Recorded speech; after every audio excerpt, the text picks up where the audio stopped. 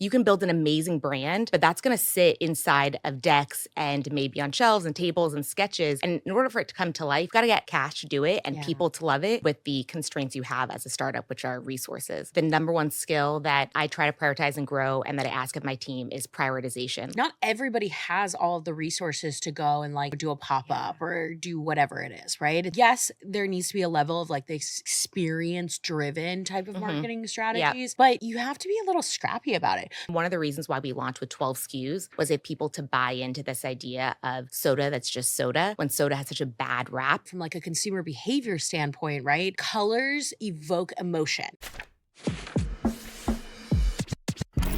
Hey friends, welcome to Above the Fold podcast. I'm your host, Jess Servion. We're going to be talking about everything in your customer's journey. You're going to learn things about customer experience, brand experience, and marketing secrets that help you drive your brand success. So stay tuned, buckle up, and let's get into the episode.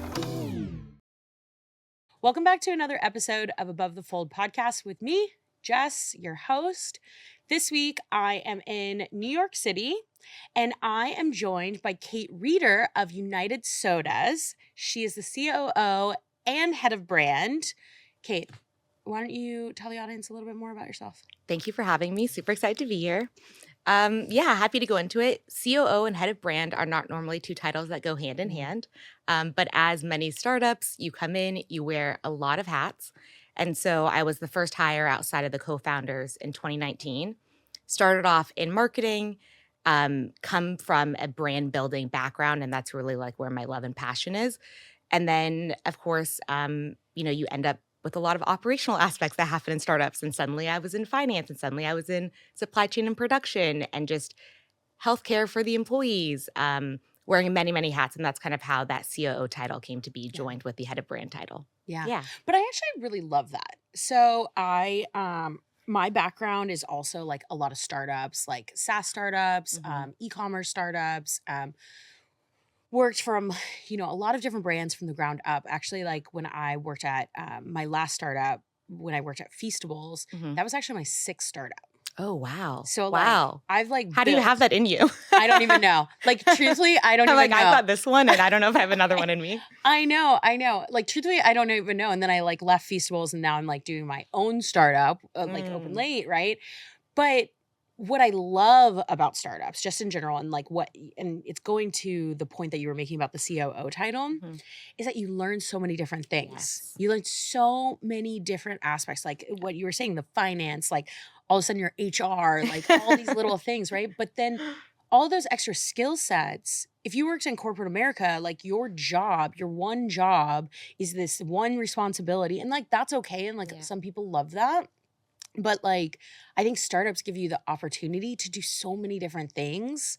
Yeah. And I agree with you on the COO part because I worked at so many startups, I've learned so much about operational efficiency. Yes. Which is huge. Yeah. I went to art school. Okay, like, what do I know about like operations, right? But so I love that though. I love that you are COO and brand. And like, I think that that's really cool. I absolutely love it. My friends were like, wait a second, you used to be in Photoshop and Keynote and now you're in QuickBooks and Excel. Like, what is happening? Yeah. And I think for me, what's been amazing is that actually having a bigger understanding of where our money's being spent, how things are being done, at what speed and what pace is huge for bringing the brand to life. Like, you can build an amazing brand, but that's going to sit inside of decks and maybe on shelves and tables and sketches. And in order for it to come to life and actually meet the real world, you've got to get cash to do it and people to love it and figure out a way to roll it out with the constraints you have as a startup, which are resources.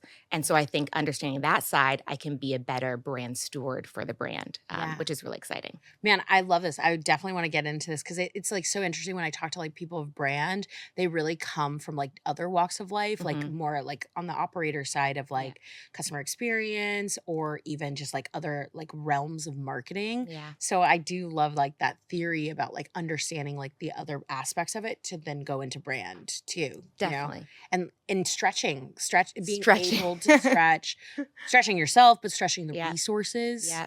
You know? I mean, 1000%. I think every day for a startup, I feel like the number one skill that I try to prioritize and grow and that I ask of my team is prioritization. Like when you're at a startup, your to-do list is never ending. It's 1,000 times 10 over and over. You could work 24 hours a day and still, not really make a dent.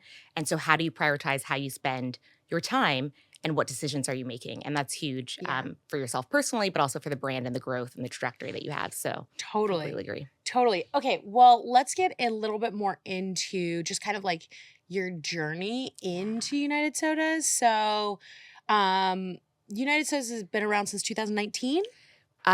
Started in 2019, but we launched officially in 2020. Okay. Yes. Our launch date was supposed to be March of 2020. That didn't happen. As it goes. As of course. Yeah. And instead it was May of 2020, which I'm super proud that we were able to achieve considering the circumstances. That's awesome.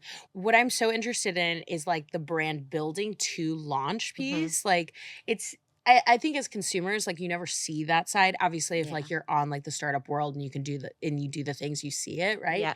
But I think what's funny is like we all like might have this launch date and then like it doesn't work out and you're like, oh fuck. Okay. But I would love to hear like that story. Like tell me about like just the initial onset of like starting with building the brand and like kind of just like maybe like why it didn't launch in March and it actually launched in May. Definitely. So I came on in 2019, September 2019, as the first hire from the founders. And I was really lucky that all the founders really understand what a strong brand is and that it has to be brand first with an amazing product to fit that story. And so I came on when I would say the product was about 80% of what it is today in development. And the branding in terms of like the packaging, the vision was there, but like how we were going to sell it, how we were going to price it, how we were going to make it. All of that had yet to be determined. How would we speak about it to consumers? So the tone of voice and the language hadn't really been developed yet. So when I came in, the first part of it was really about getting the liquid right. Like how sweet do we want this to be? How are we going to talk about it? What should the flavor names be? So that was a really fun journey for me. Coming in, we had Blackberry, which was previously called Marion Blackberry because that's what the blackberries are based off of. And it was kind of like, people aren't really going to understand what Marion Blackberry is. Like you have to Google that. And so we came up with Blackberry Jam because Marion Blackberries are from Oregon and my dad's from Oregon and he actually has Blackberry Jam every morning. So we just kind of added this fun twist. The brand itself, one of our ethos is being powerfully minimal. But there are times that you can feel a little bit maximal. And that's what we did with our names, adding a little bit of that personality because the packaging is so, it speaks for itself. And the color is the big draw for it. Yeah. Yeah. I love actually like the branding of your cans. Like it's so simple when I like pick it up. For anybody like tuning in on video, it's just a simple one color says United Sodas and like what I love it. And like what the flavor is. And it's so simple. It's like, what you're getting when you pick it up. Like and the best part, I think that this is a differentiator for y'all as like a soda or seltzer, whichever classification. Tell them I can tell them, but you tell them how many calories and like the simple ingredients part of it. Yeah. Super simple ingredients, 35 calories, 8 grams of sugar.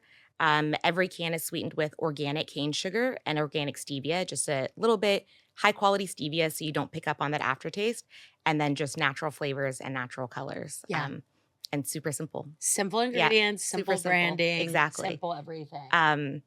We were really lucky. So the person who brought me into the fold is one of our co-founders, Marisa Zupan. She's a brand strategist, and we'd worked together in our previous life. At a company back in like 2015 and always stayed in touch. We're really close friends. And so she was working alongside the other co-founders building the brand alongside our design studio, Center Design. And what's amazing is that I think a lot of people were going towards this idea that you have to fit every message on your can, every selling point to win everyone over. If anyone has a question, you have to have every answer on the can. And what we realized was maybe when you look at a can, you say, it doesn't have enough information on it. But when you look at it on shelf and every can is so busy, it's like this reprieve of just calmness and simplicity to just see a really beautiful lineup of cans with really nice flavor names. And that's kind of all you need to know. You can look at the nutritional panel, see what's in there, and that's it. So that was our bet. Yeah. I mean, I love that though, because you're absolutely right. I don't think there's anything wrong with like a Definitely not. maximalist can or packaging in Yeah. anything that you do. I mean, like look at like Fly by Jing, right? Yes. Love. Love Fly by Love. Jing, like beautiful. I love their messaging on their packaging and like the story that they Mhm. include on it. But I agree with you. I think like some brands are just minimalist. And then it's Yeah. like, how do you stand out on shelf being a minimalist, Yeah. but still like having that action pack and that like want to go and pick up off the shelf. Yes. And for y'all, it's the colors. Yes, it's the colors. I think we don't have any functional ingredients in our beverage. It's just soda, Yeah. better for you, delicious, simple, tasty. And so a lot of other brands have a lot more to communicate. They're doing a lot of education on their cans. And, I don't envy that. And so I think for us, the simplicity on the can is also letting you know it's a simple product. There's not a lot of decision making needing to be had. And yeah, I really love it. The colors, we spend a lot of time on that. And one of the reasons why we launched with 12 SKUs was I think to get people to buy into this idea of soda that's just soda. When soda has such a bad rap, we really had to paint a whole new picture that they could buy into, a whole new world. And so having 12 flavors of these bright colors, like you feel an emotion when you see that lineup. And that's what draws people in. And then they look at it and they say, oh, these flavor names are fun. And they look at the branding and the name and they go a little bit deeper, but color is definitely our primary hook. I mean, for sure. Like I love that the leaning into the color because you're absolutely right from like a consumer behavior standpoint, right? The like colors evoke emotion. Yes. There is reasons why McDonald's has Yes. red and yellow, Uh-huh. right? Because that actually evokes like hunger. Look at like Yeah. Coca-Cola, like that, like Mhm. I mean, I'm thinking of a sugary drink Yes. here, Yep. right? But when you think of like that red with Coca-Cola, you pick it up because it, like whether you realize this or not, it is evoking an emotion Yes. that for red specifically that of like of hunger, of quenching that like And they've that. started to own that. I mean, Mhm. 1000%. I think for us, especially with the whole color palette and the spectrum, like this comes back to our brand strategy, which was just variety for society. There's been the Cokes and the Pepsis of the world, and they have one flavor offering. I know they're branching out now into other flavors, but I think for this new age of soda, we've just seen with Gen Z and millennials, like a wider palette, young mango is a flavor, sour blueberry is a flavor. Like those wouldn't be traditional soda flavors, if you will.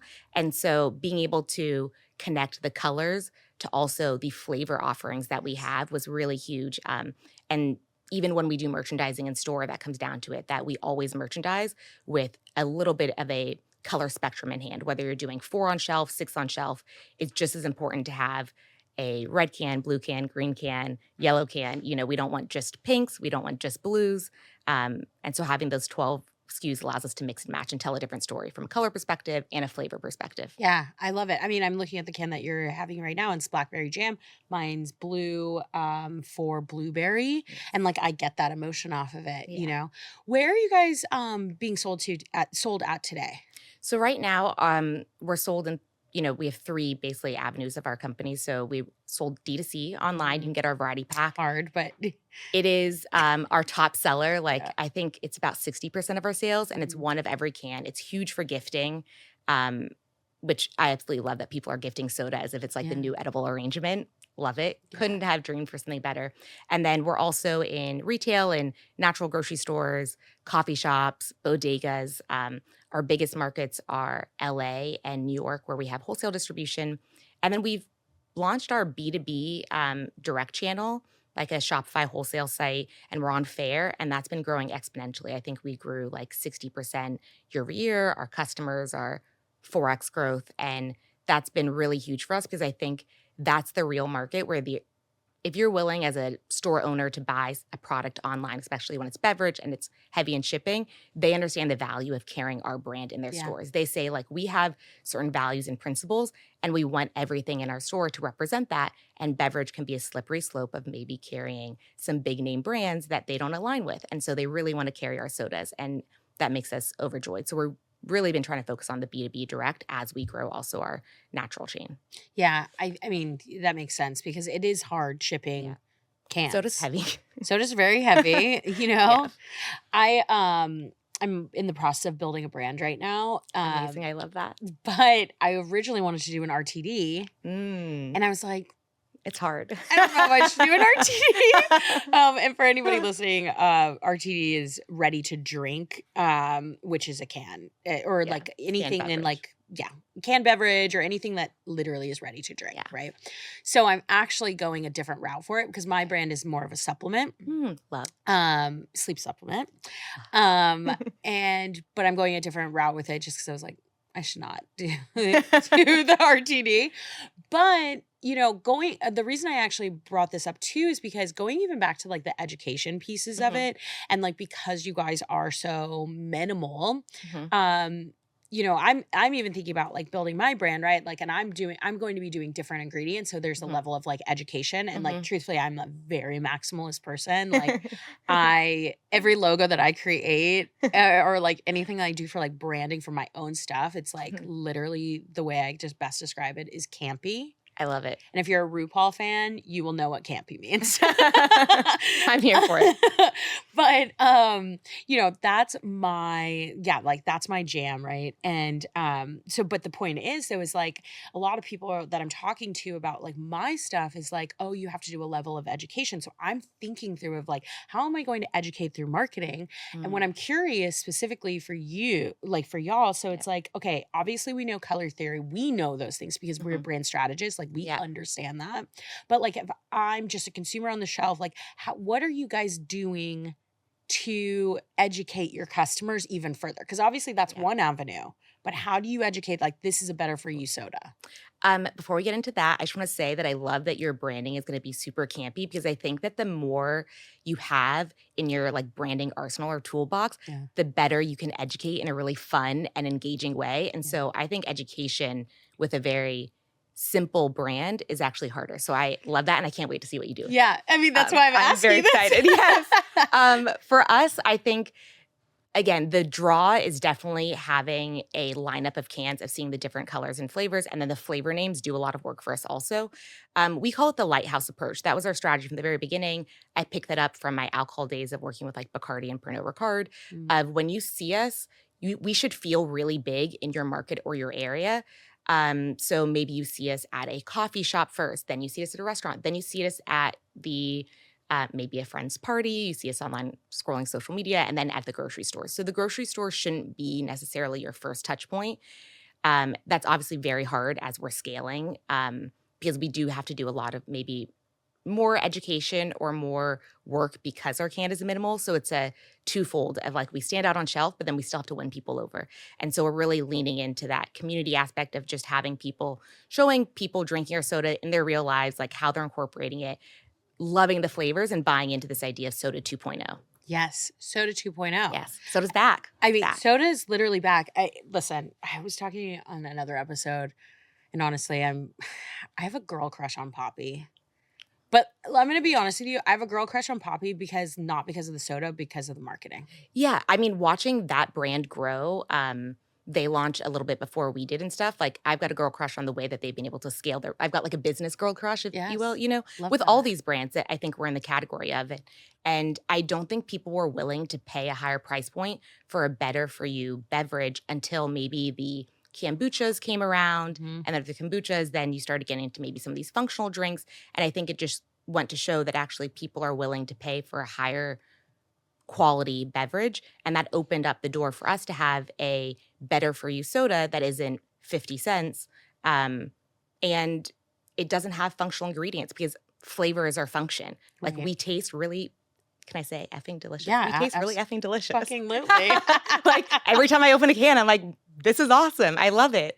And so yeah, I think yes, back to Girl Crush Poppy. It's amazing to see like what all the brands are doing for sure. Yeah, I mean, even like Poppy, but you also think of like Olipop, But granted, these are like the more functional side of Yeah, it. Because you're yeah. absolutely right. Like it was the kombucha to the functional side. Yeah. And now it's the better for you type of sodas. But Yeah. like, I do agree with you. I think your differentiator is like it actually is the minimalist pieces of it. Yeah. And like the better for you beverage with like low sugar or low calories, because I even think of like other sodas that are on the market too that I really love, like Bora. Mhm. Love their cans. I will Yeah. pick them up They're at a fun. Foxtrot because I live in Chicago. Yeah. Okay. Mhm. Let's not get into everything about Foxtrot, but when I go to the stores that are open now, I still pick up an Bora because of, I always go to their soda section and pick them up because of like the can and like and all of Yeah. those pieces. That's like You feel something towards them. oh my Yeah. God, I feel so much towards them. I don't know why. I think it's the campy style. Yeah. Mhm. It's like the Yeah. RuPaul of the RuPaul of the soda They've aisle. got you. But my point is, right, like just even going back to like United, that I do think that you guys have like that. Yes, of course, it's like the color and the branding pieces of it, Mhm. but you have the lock on the soda part of it. Because you're right, like your function is those ingredients, is like the flavor. Yes. And I love that. And our founders knew that and have amazing taste buds. So 2 of them come from actually all of us have worked in the alcohol business in Yeah. some way or another, but 2 of them really come from that. And the whole idea was we know non-alc is a growing trend, or just the fact that soda is here to stay. Like we all know soda's bad and we feel really bad when we drink a regular soda and then you feel guilty, but it tastes so delicious. And what do you do? Mhm. And so the idea that you can have a soda and feel good about it and feel happy and just leave it at that. It's just a joyous, happy, simple moment, no big decision. But the entire experience, the same way it's like alcohol. In alcohol, you're thinking about the bottle that it comes in, the vessel that you pour it in, the glass that you're drinking it, who you're drinking it with, what you're pairing it with from a food perspective. Mhm. And so that was the vision from the get-go of could you see someone in a Soho house holding a United Sodas can and drinking it? The answer is yes. But could you also see someone, kids around a table at home pulling it out of the fridge? The answer is yes. So that versatility. And when we say variety for society, like we really mean that in every way, from the occasions, the people drinking it, where we show up, all of that. That's like what soda is. Yeah, the occasions Yes. of it. Yeah. Because we're caffeine free. So we had a lot of people ordering our soda also to give as gifts to for people who were pregnant or recently gave birth or had kids in the house, but also adults. Yeah. I'd love to see it. I It's great. love that gifting strategy. Yes. The Tell gifting more was about it. huge. So this makes me so happy because when you have a startup, you make bets and you have assumptions that some of them you can root in data and some of them you can't. Mhm. And for us, one of the things was our packaging is beautiful. We spend a lot of work into putting together our variety pack box where all the sodas are nicely displayed. You can see all the flavors and the colors. And it felt like it deserved more than just to be unpacked and thrown away into the garbage bin when you got it, Yeah. And so when people started gifting it, that was a behavior we hoped would happen. And we saw it naturally happening during COVID. I remember in the beginning when we went through a stint because we had to change our fulfillment center because of COVID and employees and everything shutting down, changing. We were packing them out from our office and taking turns. And I actually hired my friends who were furloughed at the time. And we would get emails from people being like, hey, I'm sending this soda to this person. Can you put in a gift note? And the gift note would be like, you finally have your taste buds back. Enjoy the sodas. Or like sending this colorful box just to say hi. And it was so heartwarming. We like made an effort to really figure out how to get actual gift notes built into the system with our new 3PL when we did get set up. And so gifting has just really taken off since then. A lot of companies did corporate gifting with us and still continue to do so. The color coordinating, the variety, it becomes an activity. I could talk about it forever. I absolutely love it. I agree with you. I think that that's just a really amazing strategy because going back to even talking about like soda is back, you're traditionally going to the store and you're going to go buy it, right? Mhm. Like if I go to like a Jewel Osco, that's in Chicago, but like Jewel Osco, right? We're in there. What? We're in there. Oh, you are? Okay, I'm gonna stop buying my poppy there. But even it's not even just like about the poppy or Olipop or like sodas, right? Or a particular soda. But you go to the shelf and you go and like you purchase the things. It's like buying soda is such like a brick and mortar or store activity. Yeah. And so to have developed a gifting strategy of sodas it unlocks a very beautiful event in your customer's journey is my point. It is amazing to see. I think also because, now we know that Gen Z and millennials will influence what their parents are buying and stuff. And so we had a lot of people tell us, oh, my kid just kept talking about you and made us buy it. And so they bought it. And then it became an activity at home that some people even sent us pictures of the box where they were writing down their favorites and taking notes of who liked what flavors. And they would have to open the cans at the same time so everyone could taste it. Yeah. Or that someone, like what you said, Alex drank the sour blueberry, so you didn't get to, then they'll order another pack and do it again because they realize it's like so much fun as genuinely an activity. Yeah. Yeah. What's your like bundle strategy because obviously I know that you have like the variety pack, right? Mhm. But like what is like a bundle strategy to like sell more flavors in bulk? Yes, great question. So we started working on that now. We're lucky that we have I would say that most people are buying 2 packs, which definitely helps with their shipping costs. And it makes me happy that people are like really stocking their fridge. But from a bundling strategy, this year we did a little bit of testing around it of doing these mini campaigns. And so we brought on a new head of marketing. Her name's Carly. Absolutely love her. She's been a fantastic steward of the brand as well.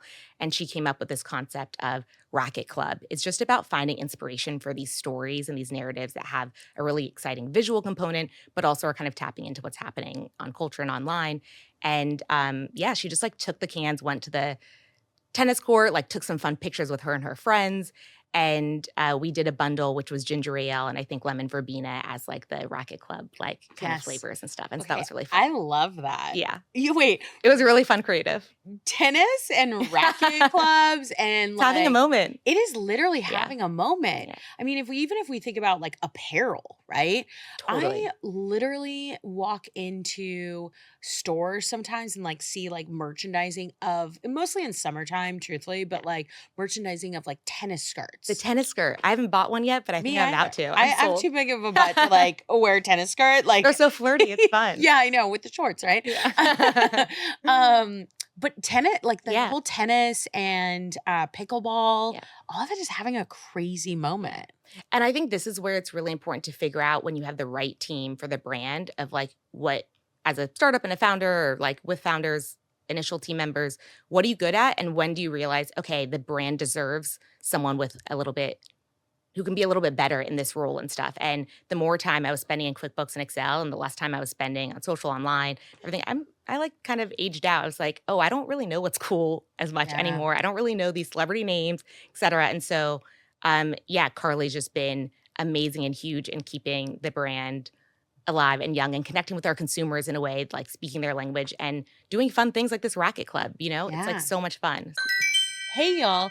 Quick little interruption for a message from our sponsors. At Open Lake Collective, we specialize in building brands that last. From brand strategy that defines who you are, to customer experience design that keeps people engaged, to retention and lifecycle marketing that turns customers into loyal advocates, we're here to help you create meaningful connections that drive growth. Open Lake Collective, let's build a brand they love. Now let's get back to the show. So Yeah. it's been great. Well, I think I know obviously we're talking about like campaigns and like photos and like going that route, Yeah. but I'm really interested to hear like what are you guys thinking about because sodas and like just drinks in general, like even if we talk Yeah. about like mocktails or alcohol, right? It's such an experience driven moment. Yeah. How are you guys thinking about like experiential marketing? Like Yeah. so many people are starting to really crave those in real life experiences. And I think that that's actually why like I look at like Poppy or Olipop and like they're diving into a lot Yep. of that. Like how are y'all thinking Definitely. about that? That's always been a part of our strategy, but Yeah. figuring out how to do it with the means and the resources of startup Mhm. has always been the question, right? Another thing from alcohol is always liquid on lips. So sampling is huge for us. And we're really lucky that actually in the beginning, we had a lot of companies reaching out to us to buy our product for their events. They were saying, we worked with the UN and they were like, we would prefer to have your beverage in the background if photos are going to be taken than maybe other beverages. And so that goes back to, we did something with Amex, with L'Oreal. And so a lot of our sampling comes because other companies, their marketing departments are sending out gifts, and gifts could always use a soda. Everyone loves a soda. Yes. It's color coordinated, it tells a story, and it adds on to, typically at events, there's food, you need something to drink. And so partnering with other brands of what they're already doing is amazing. And I think that really helps people understand how we could fit into like any moment and occasion. It's really seamless. It doesn't feel super sponsored. It feels organic because it is. And so that's kind of the strategy that we've been leaning into as of right now. We're sponsoring a few Super Bowl parties because of the color scheme and the color matching and everything. And I think as the brand grows, we'll figure out ways that we can sponsor and create our own experiential events and what that looks like. But at the moment, right now, we're really leaning on amazing partners who share the same branding and values and consumers to do stuff with. Yeah, Yeah. I think that's a really smart move, truthfully, Yeah. because I agree with you. Like, not everybody has all of the resources to go and, like, I don't know, do a pop up or do whatever it is, right? It's like you need to yes, there needs to be a level of like this experience driven type of Mhm. marketing strategies, but you have to be a little scrappy about it, because Totally. the other piece of it too is like going back to even just talking about gut versus data, like Mhm. you can't always quantify the ROI of an Yeah. experiential driven like event, or even Yeah. just sampling in a store, Yeah. right? Like you can't really quantify that. So starting small and doing smaller pieces of it and being a little bit more scrappy and more Yeah. resourceful within like what you have is really important, to not just go and like, okay, I'm going to go below the budget over here, but like then what's the ROI? And I think because the ROI is a little looser to track, if you Yes. will, definitely. I mean, how do you track it? It allows us to do things that really, I think, we are doing in service of the brand. And so things that are important to us, I mean, we were able to donate product to Pizza to the Polls, which was registering college students in Florida to vote. And so we were like, that feels amazing and great. And we would be honored to have our sodas there. My friend launched a company recently called Social Studies, which is all about eco-friendly clothing and fashion. And he was like, I would love other brands like yours that I can use to kind of help tell the story of who we are and what our values are, because you guys also are clean label, being transparent with your customers. It feels really right. And so we're giving sodas, to the events that he's hosting. And so the idea that we can do them on this small scale that I think still has like a really big impact and also into bigger arenas it's just a nice world to be in. Yeah, I agree with you. I love the alignment with your mission and values, which actually brings me to another question that like we probably should have started with the beginning, but like we talked a little bit about like brand strategy and like Mhm. what the lighthouse effect, and like you Mhm. obviously like are all brand strategists, so it's like you know how, like, from a marketing perspective of like how to build, right? But what I'm interested in is, how did United Sodas also come up with mission and values? Like what does that exercise look like? I was really lucky that a lot of that work had been done prior to me joining and then just kind of refining it and ensuring it's coming Mhm. through in everything that we do Mhm. now. And that goes back to that idea of variety for society. Like variety is really it for us. And it is important that it not only ties to, I think, your product that you're developing and putting into people's hands. They're welcoming you into their home and into their bodies. That has to be, you don't take that for granted.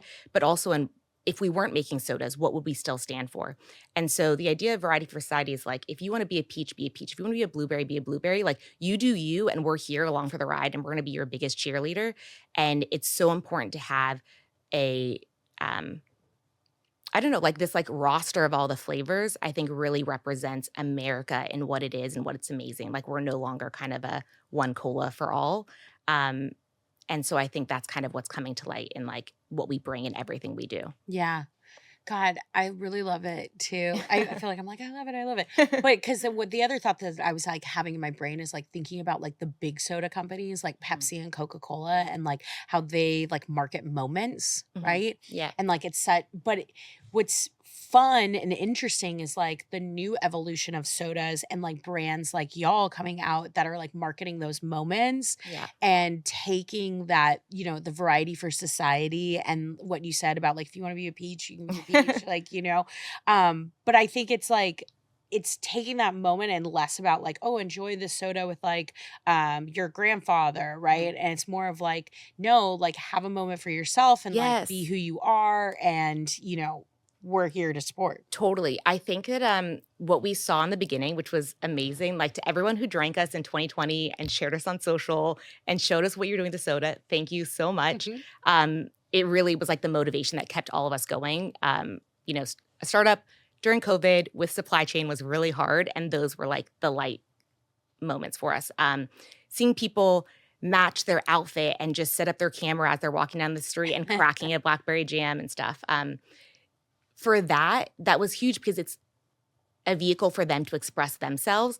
And I think that if you are expressing yourself and doing your own thing, that's a magnet to bring other people together. Yeah. So I think maybe it's a little bit more of a nuanced approach to moments that starts with you being you and then sharing that with the world and with your peers or with your grandparent or whatever it is. Yeah, I love as we talk about like color and emotions and like those moments and expressing yourself, it would be kind of interesting for you to do something around like a game. I would love that. Like some sort of emotional game with soda, really would dive into that. I completely agree. Our tech team and developer, like they actually built the websites for like some big game companies and stuff like that, and the card games. I want to say it's Cards Against Humanity, maybe like their gaming company.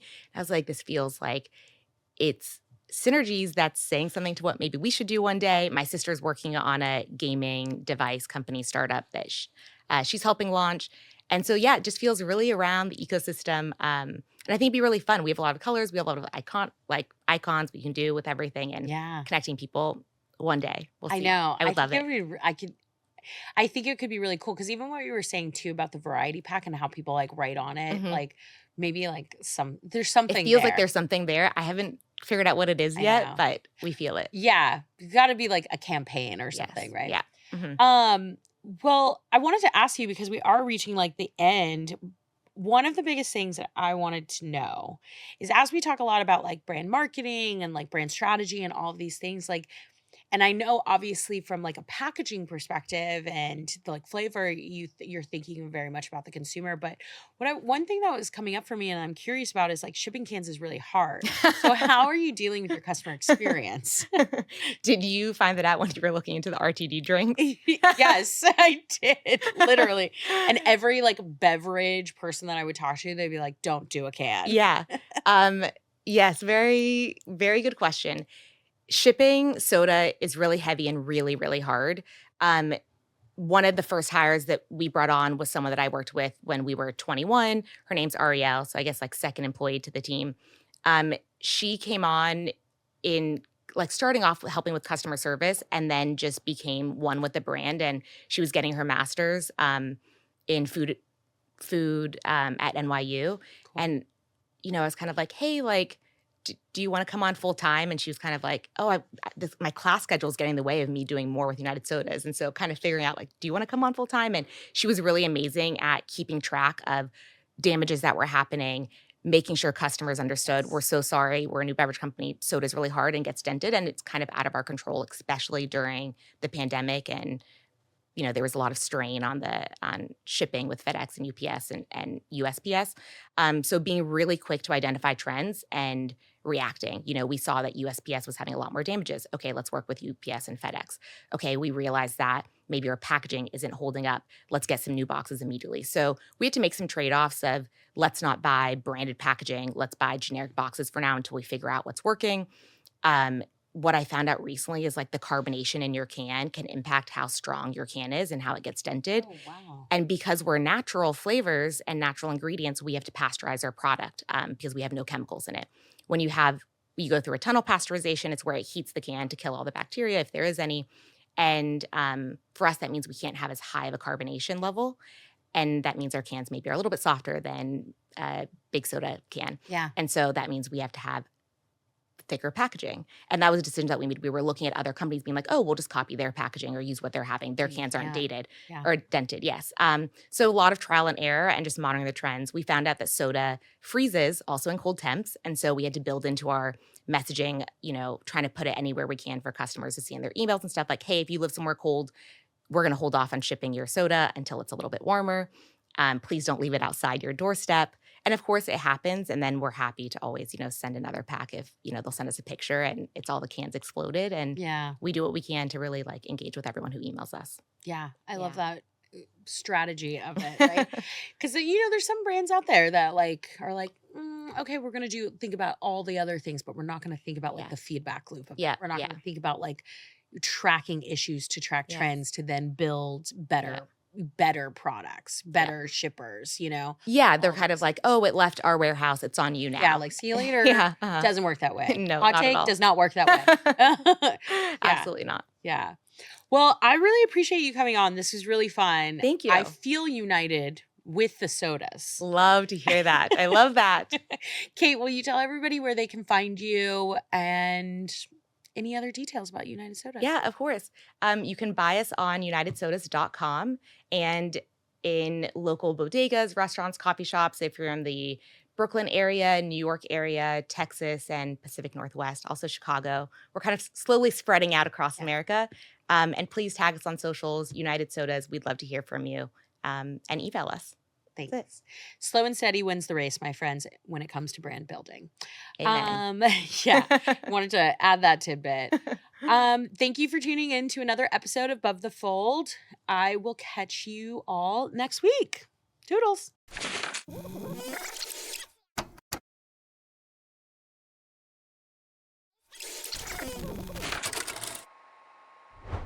Dang, we've made it to the end of the podcast and you're still here. So thank you so much for listening to Above the Fold podcast. For the best of this episode and every episode, be sure to follow us on Instagram and my YouTube channel. And for deeper dives on the secrets to brand success, don't forget to subscribe to my weekly newsletter, Sunday Postcards. All right, my dudes and gals, see you next week.